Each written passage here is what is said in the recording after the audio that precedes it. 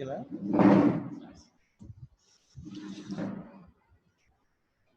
Start chesala. Hi. Good morning. Hope you're all safe. Okay. Today my topic is meningitis in children. So what do you mean by meningitis? It is an infection and inflammation of the meninges which surround the brain and the spinal cord by direct inoculation, which is called indirect spread or hematogenous spread. The layers that surround the meninges, which you all know, are pyometer, which is the closest layer, followed by arachnoid matter, and dura mater, which is the farthest layer. Most commonly affected group are between 1 month to 5 years of old because of immature immune system and phagocytic function. But it can occur at any age. Meningitis, if it becomes severe, it may turn into encephalitis, which is nothing but inflammation of the parenchyma. So, by definition, meningitis is infection of the or inflammation of the meninges, and encephalitis is infection or inflammation of the brain parenchyma. So, this is the diagram by which you can understand that this is the dura mater followed by arachnoid and the pyometer, which is the closest layer to the brain. Okay. Next, before going to the meningitis topic, I would like to give you clarification regarding some definitions regularly which we come across, like meningitis, which is the inflammation of the meninges characterized by meningeal signs, mostly caused by bacteria. Encephalitis is inflammation of brain parenchyma, which is characterized by altered sensorium, headache, and seizures, mostly caused by virus. So there is no such disease like exclusive meningitis or specific or exclusive encephalitis, because a patient with altered sensorium, if he presents with seizures and meningeal signs, we term it as meningoencephalitis.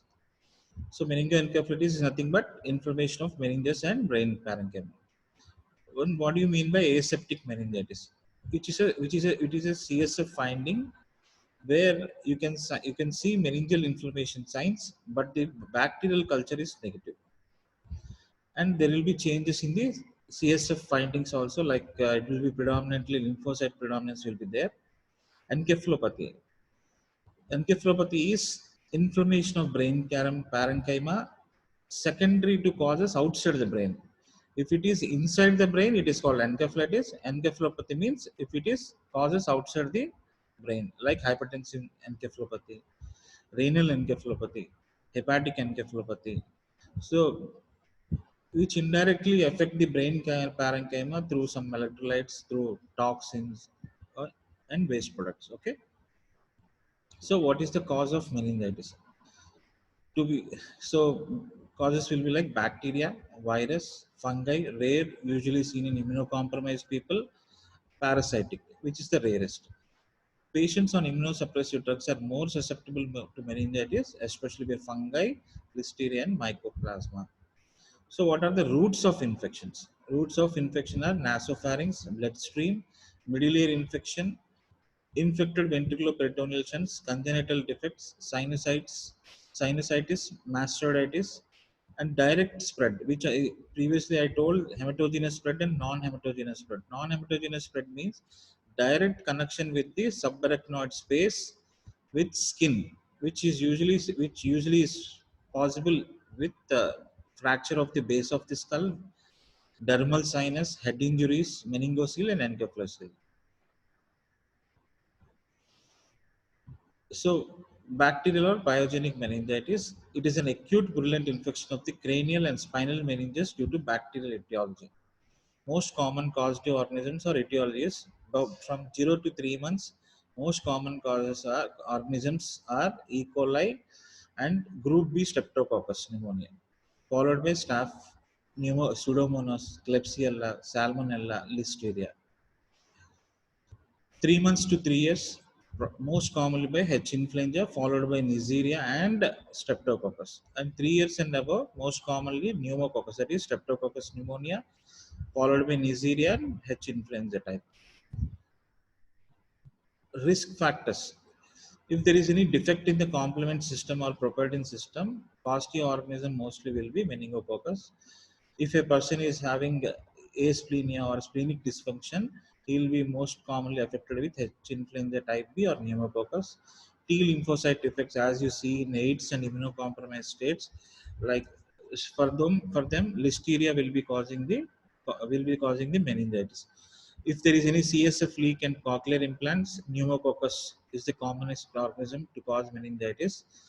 I mean, like they are at risk for pneumococcal meningitis. CSF shunts, it is Coagulase negative Staphylococcus or Staphylococcus aureus. Lumbosacral dermal sinus and meningocele, it will be Staphylococcus aureus, or gram negative enteric bacilli, which is nothing but E. coli or Klebsiella. Small this one, usually infection will start from one place, that is a local factor, from where it will spread to the blood, and from blood to the CSF. So the disease usually begins as an infection by normal body flora of, if it is ear, is the primary infectious point, the causative organism will be Haemophilus influenza. If it is lung, Streptococcus pneumonia will complicate. If it is upper respiratory tract infection, Neisseria or H. influenza or Streptococcus or Group B Streptococcus. Skin and subcutaneous infection are there, then Staph aureus. If it is bone, then it is Staphylococcus aureus, and if it is intestine, E. coli. I mean, from this point, it will reach to blood, and from blood, it will go to CSF. And from CSF, next changes of pathogenesis will take place. If it is here is the primary infectious point, then most commonly organism which you can expect is H. influenza. Like that. So pathogenesis, an offending bacterium from blood invades the leptomeninges. There, what happened once the nasal mucosa is invaded by bacteria, it will affect the mucosal defense mechanism, and it will enter the blood. From blood, it will go via the choroid or capillaries to the, or blood-brain barrier to the CSF. In CSF, it will lead to the following complications or presentations. So usually after reaching the blood CSF, bacteria will multiply, which will lead to exaggeration of an immune response or exaggeration immune response. So inflammatory mediators will be released, which will have an effect directly on the bacteria and on the brain tissue. Once the bacteria gets damaged, its cell wall components and the proteins in the bacteria, they release, which we call endotoxins, and they again exaggerate pro-inflammatory cytokines, which like tumor necrosis factor and interleukins, which again will cause damage to the blood-brain barrier, to the microvasculature causing infarctions, and to the brain tissue causing edema. That will lead to the complications or presence, clinical features of the meningitis. If you can go through the pathogens of Neisseria meningitis and H. influenza, they'll attach to the mucosal epithelium. They breach the mucosa and enter the circulation. They survive in the they survive there, and they enter the CSF via the choroid plexus of lateral ventricles. From there, they circulate into the extracerebral CSF and subarachnoid space, where they multiply, and they'll generate local inflammatory response, followed by breakage of damage to the bacteria and release of endotoxins, which is nothing but the cell wall constituents of bacteria, and they stimulate a inflammatory response producing tumor necrosis factor and cytokines, which they will lead to inflammation and neutrophilic infiltration causing vascular permeability increase, and in damage to the blood brain barrier, and microvascular damage leading to thrombosis. So clinical features, they may present, bacterial meningitis may present acutely with symptoms evolving over a period of 1 to 24 hours, or subacutely with symptoms evolving over 1 to 7 days, or chronically symptoms evolving more than 1 week. Usually they present as acutely only bacteria, but more acutely by virus, and chronically by TBs. Clinical features. There will be rapid onset of features is typical, which is typical of Streptococcus pneumoniae, which is called pneumococcus, and Neisseria meningitidis, which is called meningococcal meningitis. Preceding UR symptoms are common. Symptoms will be like non-specific, like fever, myalgia, arthralgia, maculopapular rash. There will be symptoms of raised ICT like headache, irritability, lethargy, vomitings, photophobia, and nuchal rigidity. Infants present with projectile vomiting, shrill cry, and bulging fontanelle, seizures, altered sensorium, and progressing to coma, which is nothing but meningitis. If left untreated, will go to encephalitis. These are some of the pictures like of clinical features like stiff neck, which is nothing but nuchal rigidity, fever, vomitings, headaches, arthralgias, confusion, seizures, and photophobia. Clinical signs will be what we have learned is symptoms. This is signs. Signs will be like tachycardia and petechiae, which is most commonly seen in meningococcal meningitis, followed by tachycerebral, which is nothing but flushing seen with scratching of abdominal skin, which is not that specific, but there are and signs of raised ICT will be there, which is like hypertension with bradycardia, ptosis and papilledema, sixth nerve palsy, apnea and chain strokes breathing. There is a triad called Cushing's triad, which indicates that there is a raised ICT like hypertension, bradycardia, and altered respiratory pattern. That is a triad called Cushing's triad. Sorry, Cushing's triad. But other signs are ptosis and papilledema, and sixth nerve palsy also will be there. Here, I would like to stress upon one point, that is papilledema. Papilledema usually is not seen in acutely rise of ICP. It will be seen if it is a chronic rise of ICP, which is so, since bacteria is an acutely presenting condition, papilledema usually is not seen in bacterial meningitis. And because TB is a chronically evolving condition, so it is papilledema usually is seen in TB meningitis. If it is a papilledema features are there, we should first suspect TB meningitis, provided other symptoms like if its presentation is less than 1 year. Signs, other signs are focal neurological deficits like hemiparesis, hemianopsia, cranial neuropathies, most commonly which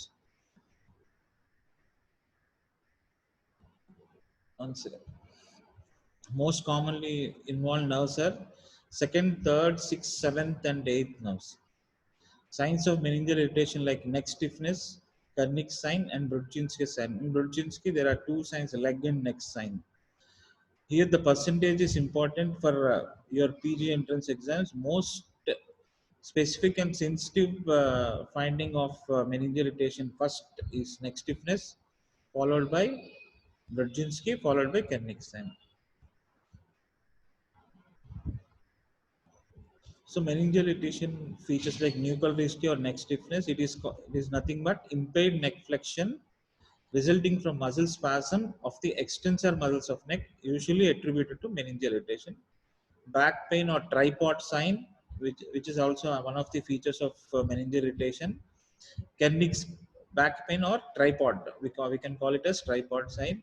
Other one is Kernick sign, flexion of the hip for 90 degrees with subsequent pain, and leg cannot be extended more than 135 degrees.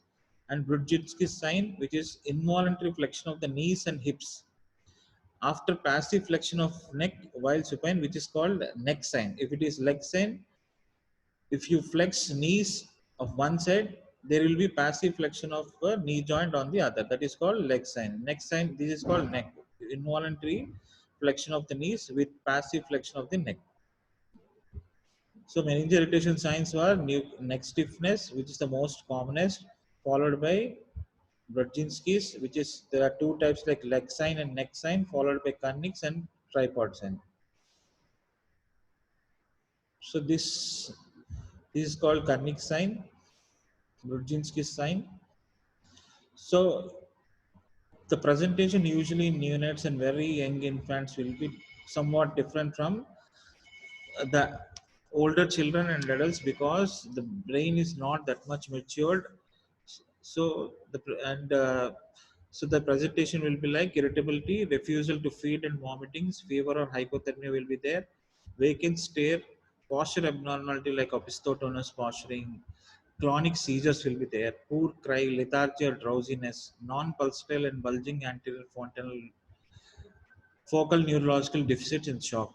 Note here, neck rigidity and Kernick sign are not prominent. If they are not there, we should, even though we should, if you have any suspicion or suspecting any meningitis by the above symptoms, you have to treat it as meningitis. Even if neck rigidity and Kernick sign are not there in neonates or young infants.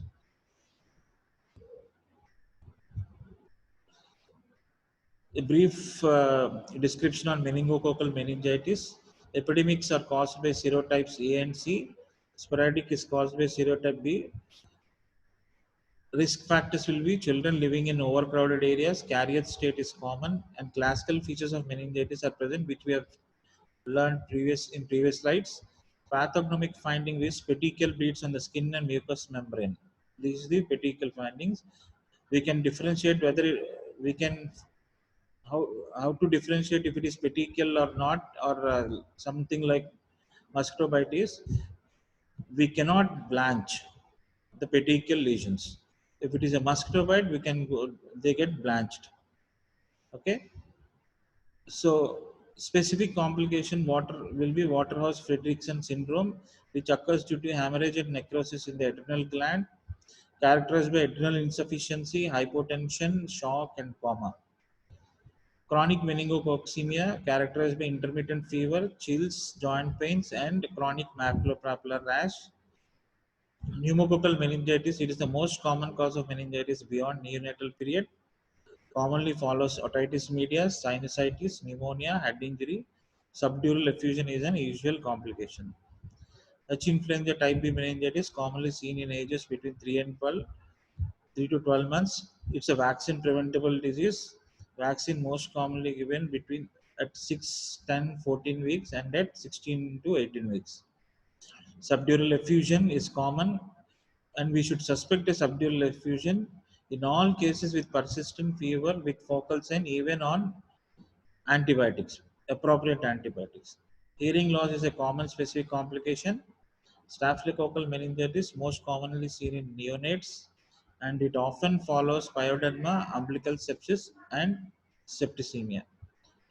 So most common cause of meningitis in neonates is staphylococcal and gram-negative. In between 3 months to 3 years, it is H. influenza followed by Neisseria, followed by Streptococcus and Neisseria. And if it is more than 3 years, most common will be pneumococcal, followed by Neisseria and H. influenza. Viral causes. Viral meningitis, they comprise mostly aseptic meningitis syndrome. Aseptic means in culture you will not be finding bacteria, and viral agents for for aseptic meningitis include enterovirus, poliovirus, ecovirus, Coxsackie, herpes viruses like HSV1, 2, varicella, paramyxoviruses like mumps, measles, toga virus like rubella, rhabdovirus, rabies, retrovirus like HIV. Viral meningoencephalitis. Here, why I have specifically mentioned meningoencephalitis because virus usually causes encephalitis-like features. That means it is very acute. For initial presentation will be like altered sensorium and seizures. Clinical features same as acute bacterial meningitis, but progression is acute with CSF changes. Extrapyramidal symptoms are common in Japanese and B encephalitis. Here, extrapyramidal symptoms means there are two types of pyramidal symptoms. One is pyramidal tract. If pyramidal tract is involved, it will be presenting as spasticity, and Babinski sign will be positive. There may be rigidity like that. And if it is extrapyramidal, they may be presenting as Parkinson's disease, dystonias, and bradykinesia, slow movement disorders will be there. Lateralization to one side with temporal and frontal involvement is common in herpes encephalitis. Again, I want to add upon a few points on virus-specific symptoms. If it is HSV, it involves temporal lobe and orbital portion of the. It involves temporal lobe and frontal lobe. For most common characteristic findings like slow waves will be seen in EEG. and there will be high protein concentration in CSF. Drug of choice is acyclovir. Mumps, there will be low glucose in CSF, and eighth nerve cranial palsy is an important sequelae. Varicella zoster, they manifest as cerebellar ataxia and acute encephalitis. Human herpes virus 6, they cause encephalitis, especially among immunocompromised hosts. Fungal causes, it is rare in healthy people, but is a higher risk in those who have AIDS and other forms of immunosuppression or immunodeficiency. Most common agents are Cryptococcus, Candida, and H. capsulatum. So coming to diagnosis. So before slides, we have learned about the definition, clinical features, pathogenesis, and etiology. Now we'll go for diagnosis. Initial diagnosis will be blood examination, where we'll be finding raising the WBC. Blood culture may be positive. There will be, we should go for electrolytes, urea, creatinine to assess for complications if any, and for management of fluids. Serum glucose, it will be often low and allows interpretation with CSF glucose. Like before going for CSF analysis, we should first do serum glucose followed by CSF glucose. Check for CSF glucose. Inflammatory markers, which is non-specific like CRP and procalcitonin, if they are elevated, they suggest bacterial infection.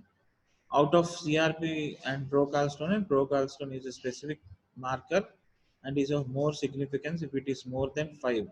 Sometimes more than 2 is also significant. CSF analysis. CSF analysis and culture, they remain the definitive method of diagnosis for bacterial meningitis. LP should be done in all cases. LP means lumbar puncture should be done in all cases of suspected meningitis, and also in neonates and very young infants who present as non-specific sepsis. Contraindications to LP, which for your Viva it will be useful. Contraindications, there are two types: absolute contraindications and relative contraindications. Absolute contraindication, like unconscious child with compromised cardiorespiratory function, signs of raised ICT, local skin infection at LP site, and if there is any obstructive hydrocephalus or cerebral edema or herniation on CT scan, sorry.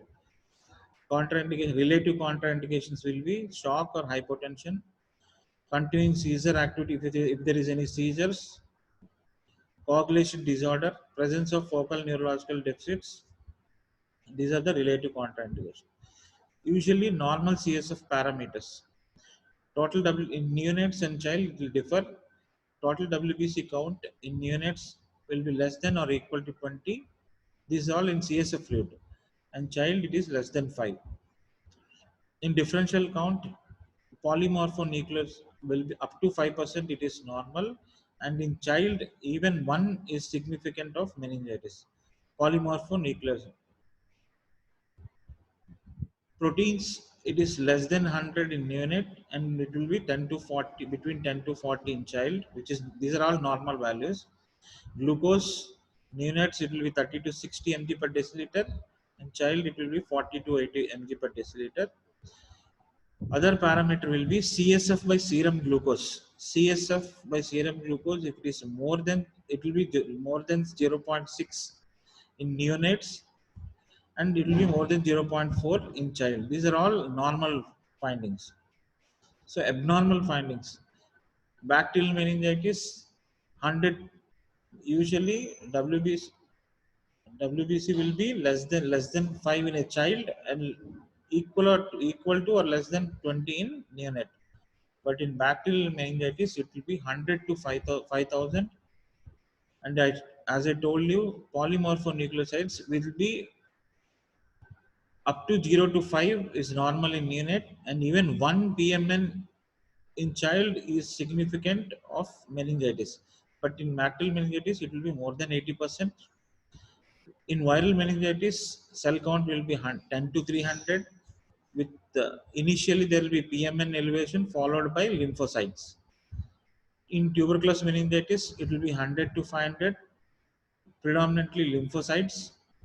In cryptococcal, that is fungal meningitis, it will be 10 to 200, predominantly by lymphocyte. In aseptic meningitis, it will be 10 to 300, predominantly by lymphocytes. If you take glucose, the normal value is,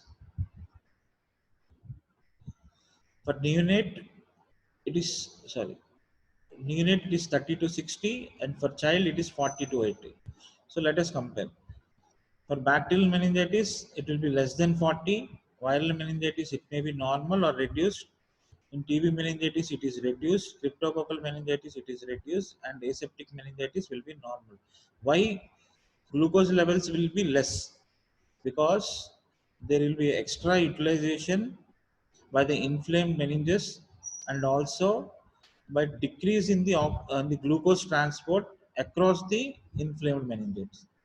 So, in decrease in glucose transport across the inflamed meninges, and excessive utilization by inflamed meninges, that will lead to decrease in the glucose levels. So we have to compare it with blood glucose levels. So before doing CSF, first we have to check for blood glucose followed by CSF glucose levels. So glucose levels will be decreased because of excessive utilization and decreased oxygen transport. Decreased glucose transport. Proteins, normal value will be less than 100 in units. In child, it is 10 to 40. But in bacterial meningitis, proteins will be elevated. Mostly, it is elevated even in viral, tubercular, cryptococcal, or aseptic. Except for aseptic, it may be normal or sometimes elevated, but others they will be elevated. Proteins will be elevated. Proteins will be elevated because of fragile capillary membrane, increase in the capillary permeability, leading to loss of proteins. So protein will be reduced.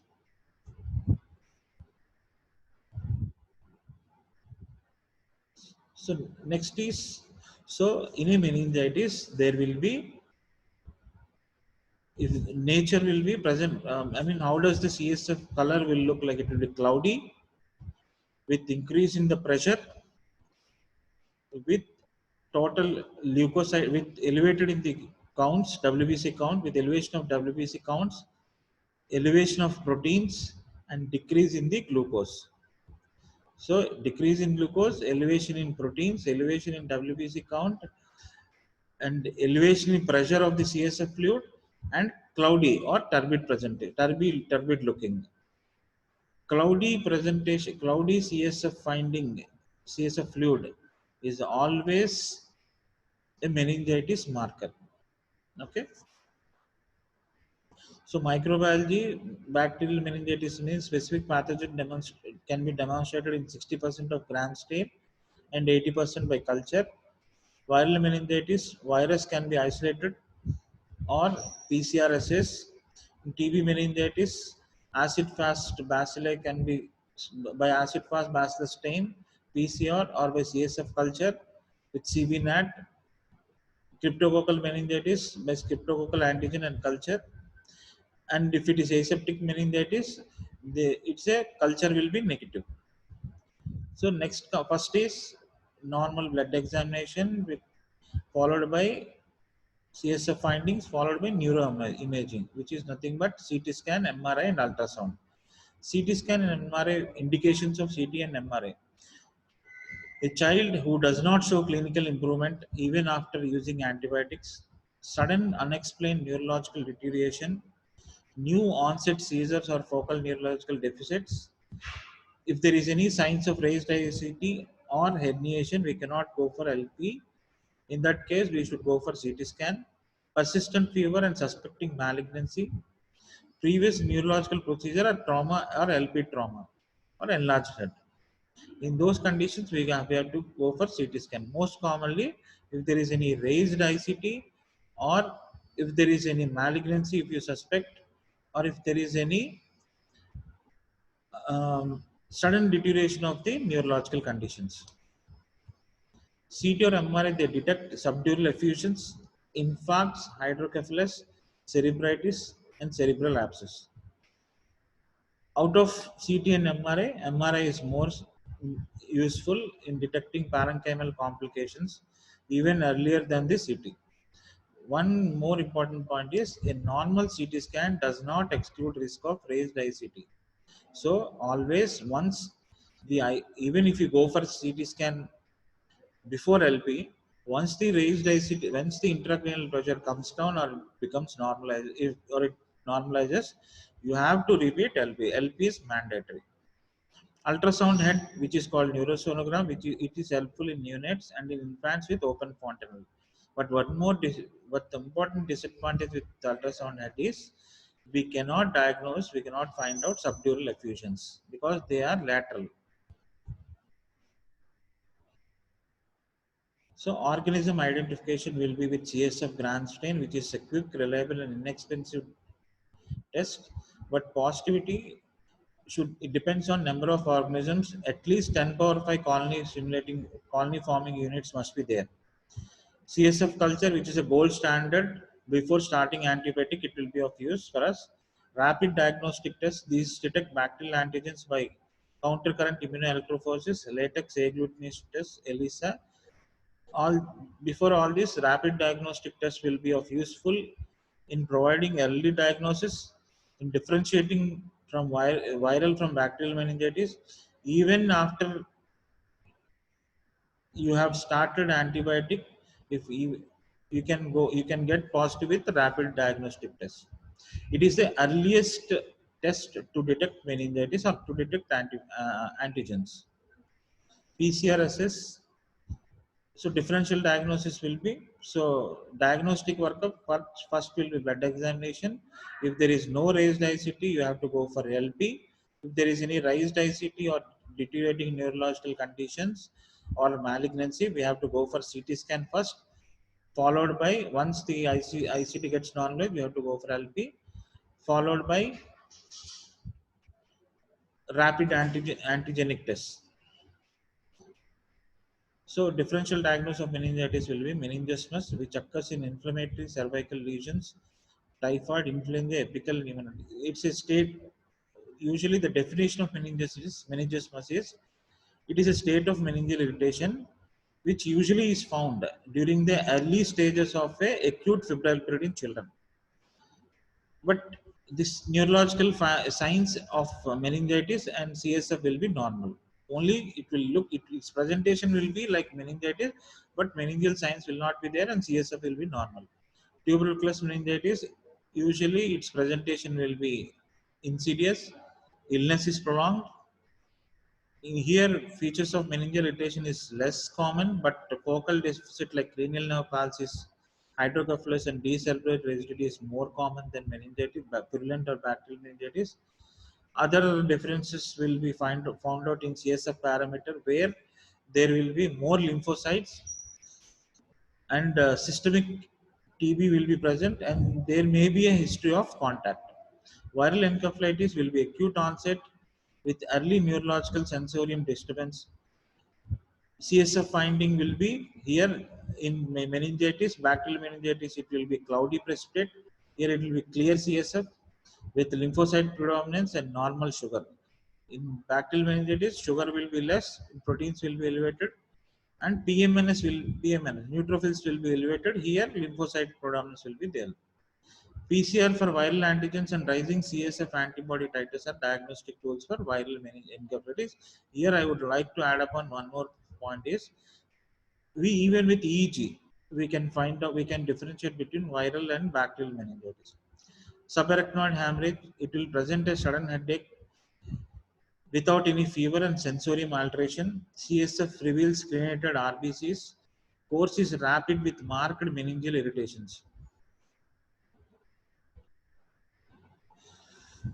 Other is aseptic meningitis, where I have told you already that clinical and laboratory profile is similar to pyogenic meningitis, but no organism is cultured. Cryptococcal meningitis, usually seen in immunocompromised host. CSF shows fungus as thick-walled budding is. Meningeal involvement has a gradual onset with a prolonged course, like in TB.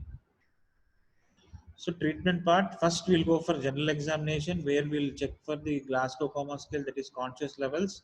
Irritability, if the child is conscious or coherent or oriented, whether it's oriented or not, we'll have to go look for those higher functions, followed by vitals with heart rate, BP, respiratory rate, because if there is tachycardia or if there is bradycardia and hypertension with altered respiratory pattern, those are signs of raised ICP. So we have to go for the vitals also.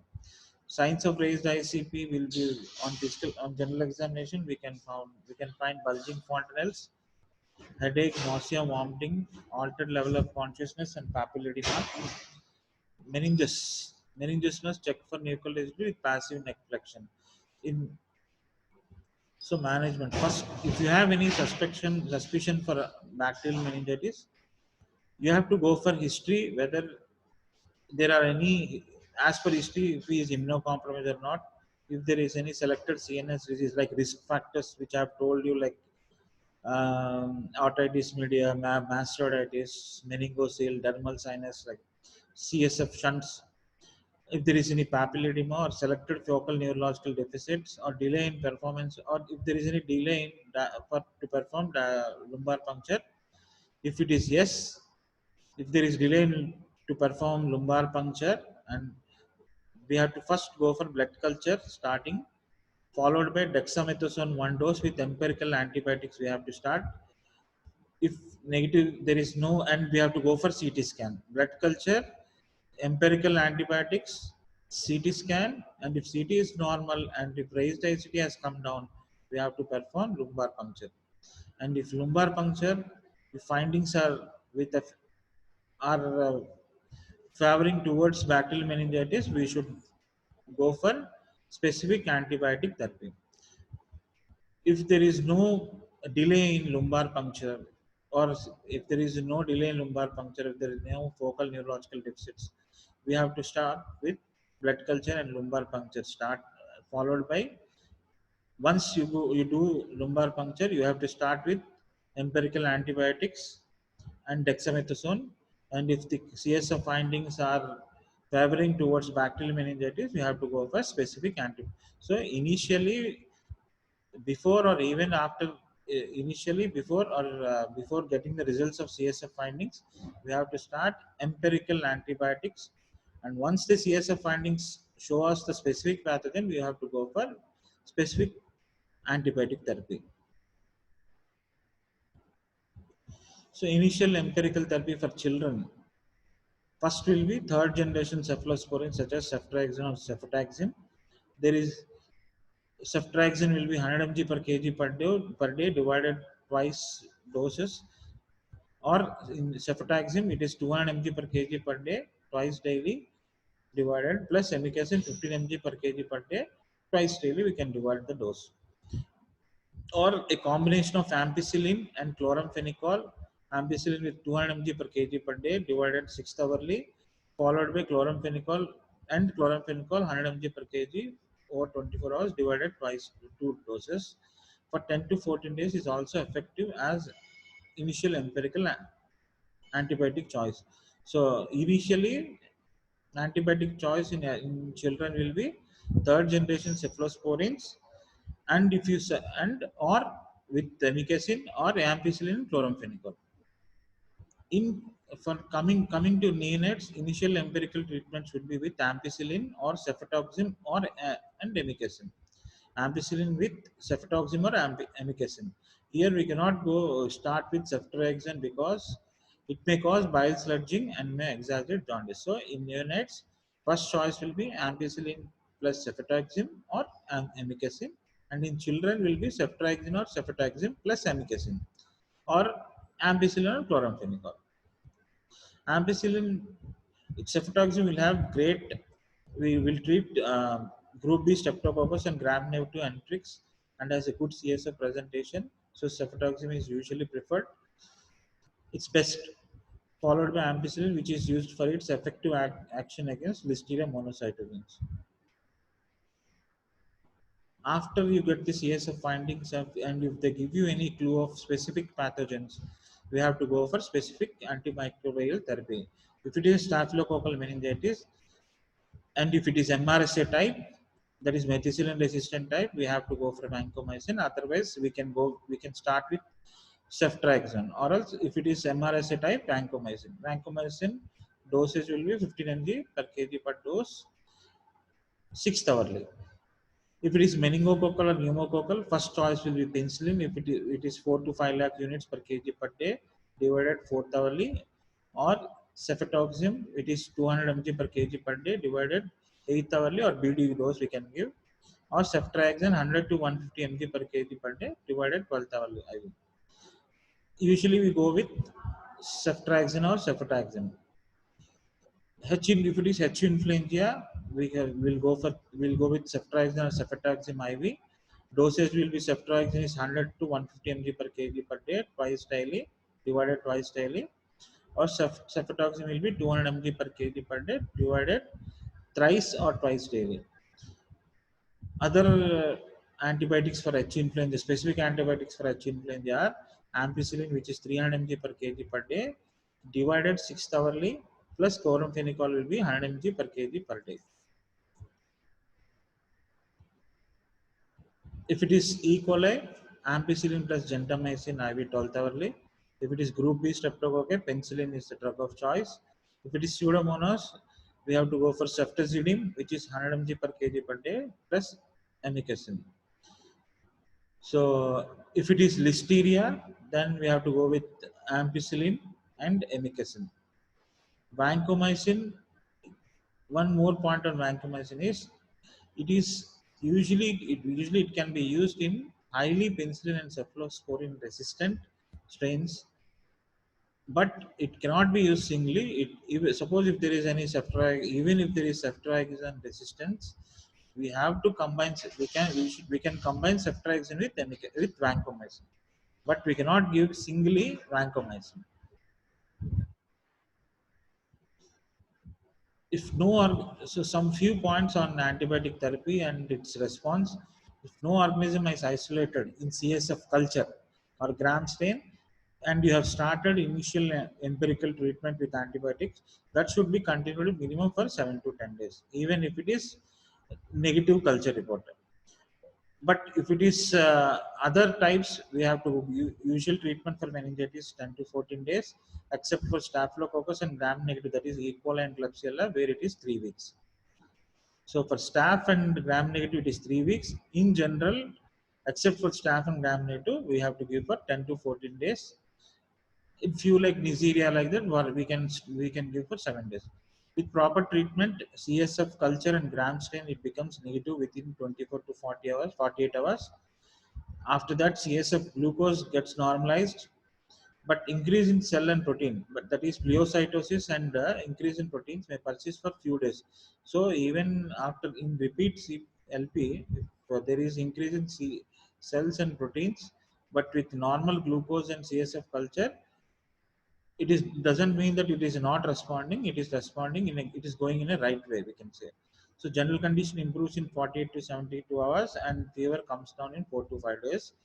And previously also I have told you, if fever does not come down even after 10 days, we should go for CT scan. Therapy if stopped only if the child is afebrile and CSF protein and sugar becomes normal, and CSF cell count is less than 30 per cubic meter. Repeat LP at the end of therapy is not recommended except when there is delayed or partial clinical response is seen. So duration of treatment, group B streptococcus 14 days, gram negative which I told 21, Listeria 21, Neisseria 7, Haemophilus influenza 7 to 10, but 10 to 14 days we can give. Streptococcus also 14. Only in culture negative meningitis 7 to 10 days, and Neisseria it is 7. Other 10 to 14. Staph and gram negative it is 3 weeks. So antivirals will be acyclovir, Janciclovir. It depends. Here also we can give for 10 to 14 days, but in fungal, usually if it's better, you go for 21 days. Antifungal, amphotericin B and fluconazole. Supportive therapy. So we have gone for specific antibiotic therapy. Supportive therapy will be if there is any shock or any hypoxia, we should give. If the child is sick, make sure that airway, breathing and circulation is maintained. Shock, raised ICP, raised intracranial pressure, seizures, and status epilepticus is urgently and appropriately managed. Enough fluids to maintain euvolemia, normal blood pressure, and thereby adequate cerebral perfusion. Electrolyte abnormalities, if there is any, should be corrected. If there is any pain, we have to relieve pain with adequate sedation and analgesia with midazolam or morphine. Maintain normal blood body temperature with antipyretics and maintain normal glucose levels. Treatment of raised ICP. Usually, here I have mentioned only about osmotic diuresis with mannitol, with dosage of mannitol is, which I am not mentioned it, but mannitol is usually used for osmotic diuresis, like with 0.5 grams per kg, or an easy way, start dose will be 5 ml per kg of 20% mannitol, followed by after 4 hours 2 ml per kg per dose. 6th hourly we can give. Okay, it should not be given. Mannitol should not be used if there is any kidney failure or there is any hypotension or anuria or oliguria. Other agents used for osmotic diuresis are hypertonic saline, 3% saline we can be given. Other measures to decrease raised ICPR, you can note it down, like head and elevation for 35 degrees, 30 to 35 degrees with head in the neutral position. Ensure adequate oxygenation. Ensure normal temperature, followed by hyperventilation, that is to to bring down the CO2 levels to less than 35 mm, because if there is hypocarbia, it will lead to cerebral vasoconstriction, thereby amount of blood flowing to CSF will be reduced, thereby pressure in the CSF will get reduced. So hyperventilation, head end elevation, adequate oxygenation, osmotic diuresis with mannitol or hypertonic saline, and dexamethasone, or that is steroid. Dexamethasone can be given for raised ICP. Seizure, seizure control, acute for initially with diazepam, followed by phenytoin. Phenytoin 15 to 20 mg per kg start dose can be given, and if the seizures are controlled, it should be converted to maintenance dose of 5 mg per kg per day divided twice daily, oral or IV. If he is conscious, oral, or if he is not that much conscious, we can go for IV. Antiepileptics can be stopped after 3 months. Nursing care of the oral cavity, eyes, bladder, and bowel should be taken care of. Bed sores should be prevented by repeated change of posture on bed. Steroid therapy, which I have told you, which it will be useful for decreasing the raised ICP and also to decrease the effect of inflammatory cascade, which is the main cause of which is the main culprit for all these changes in meningitis. Like dexamethasone, it is given in a dose of 0.5 and 0.15 mg per kg per dose, IV 6th hourly for 2 to 4 days. Usually, the first dose of corticosteroid should precede antibiotic use by at least 15 minutes. If even after starting antibiotic, if you give steroid also, that will have no effect or no use. It's of no use, because because we should precede before the antibiotic use. We should give because it helps in reducing the incidence of residual neurological complications such as sensory neural deafness, hydrocephalus, cranial nerve palsies, and behavioral disturbances can be prevented. It is usually useful, especially useful in H. influenza meningitis, and it has no role in neonatal meningitis. So complications of meningitis, immediate complications will be shock. That is why airway, breathing, and circulation is important to maintain. Cerebral edema. Cerebral edema can be treated with steroids and mannitol, or oral glycerol can be given. Raised ICP, which I have told, head and elevation, oxygenation, IV fluids, and steroid and hyperventilation with ventilator. Subdural effusion, we have to drain it with antibiotics, or else sometimes it will subside on its own in a few weeks time. Cerebral abscess, hydrocephalus, SAADH, which is nothing but syndrome of inappropriate antidiuretic hormone over secretion. Okay, over secretion. Vasculitis or thrombophlebitis with brain infarction and damage. These are the immediate complications. Late complications will be focal neurological deficit like hemiplegia or quadriplegia, blindness due to optic atrophy or cortical blindness, deafness due to eighth nerve damage, usually following H influenza or pneumococcal meningitis, epilepsy, learning difficulty and behavioral disorders, intellectual disability will be the late complications. Now I'll start with tuberculosis meningitis. I think I'm running out of time, but still I'll try to complete in 10 minutes. It'll be over. It's a commonest complication of childhood TB, and the common cause of prolonged morbidity, handicap, and death.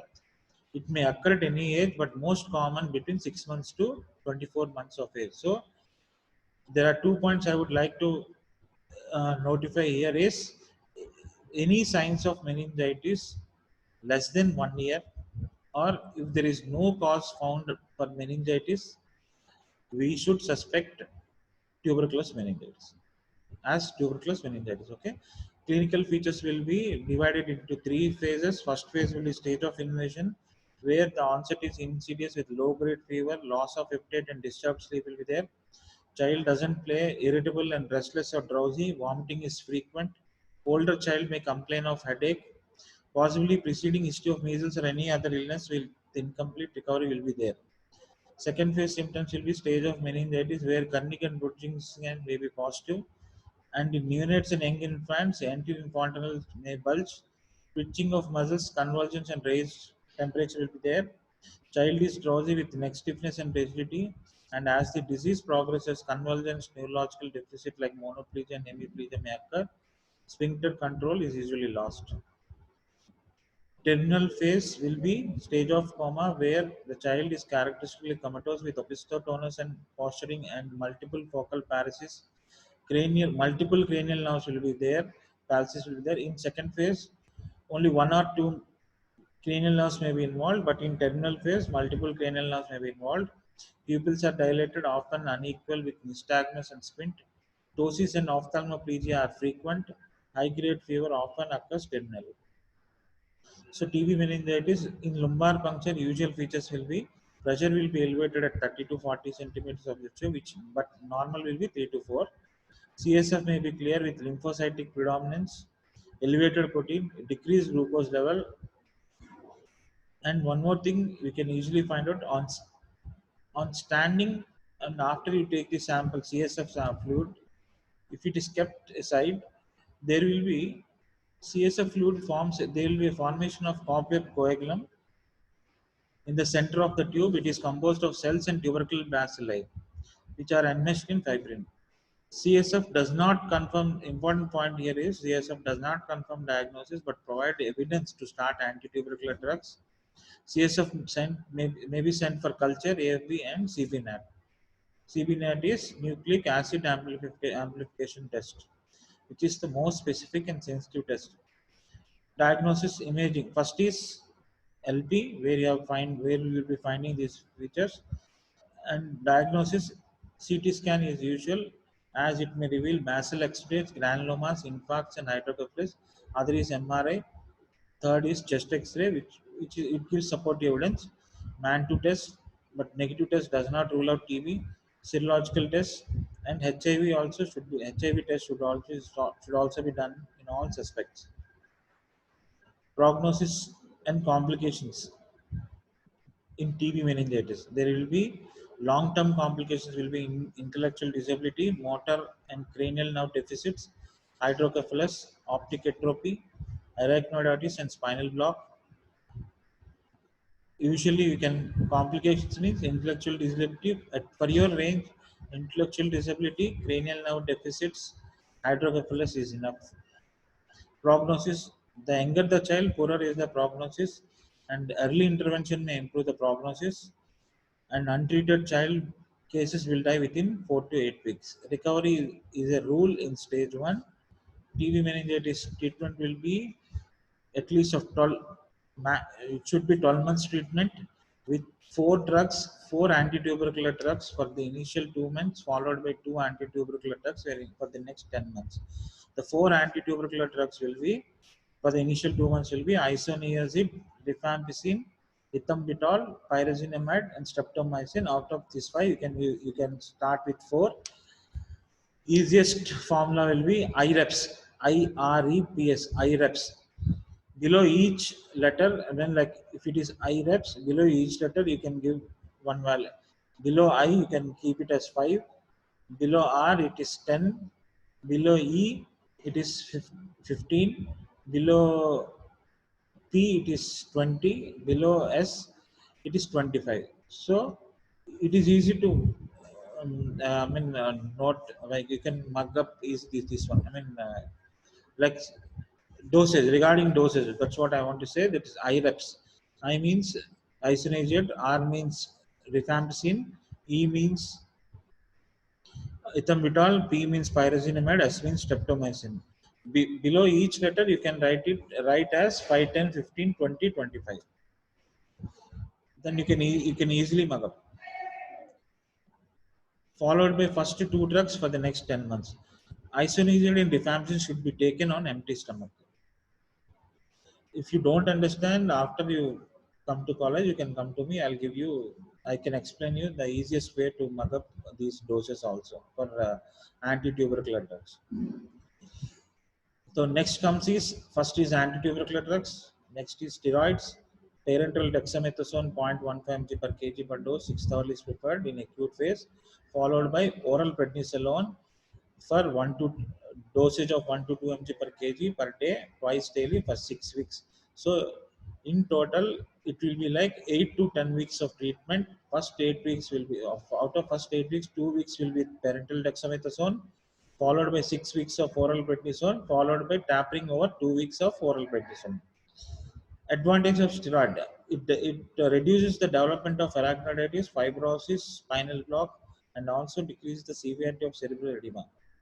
Supportive therapy for TB meningitis is to reduce raised ICP. Seizures should be treated. Dyselectrolynemia should be corrected. And if there is any increasing hydrocephalus and persistent decerebration, ventriculocaval shunt should be done. Thank you. Kumar garu.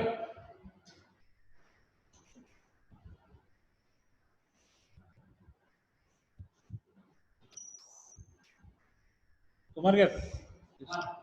Thank you very much for your patient hearing. Keep safe. Stay home. Thank you.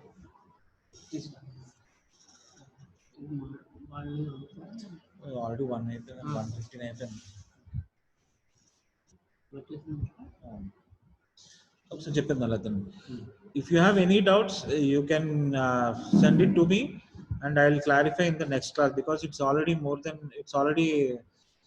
10 past 1. So you can send to me to my WhatsApp number, or I'll answer your queries in the next class if you have time. Okay.